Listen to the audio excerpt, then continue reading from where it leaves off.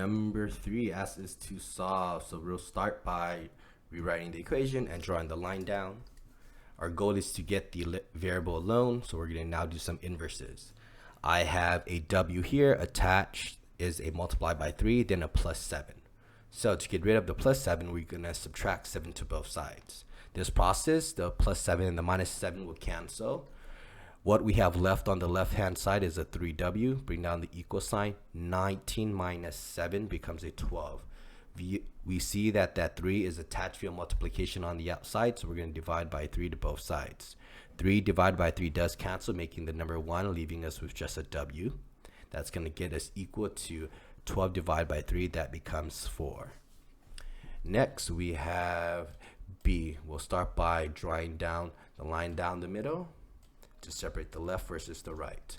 We see that there is a 12 minus here.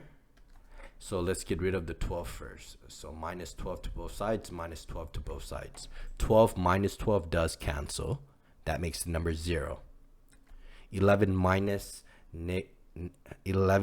12 becomes a negative 1.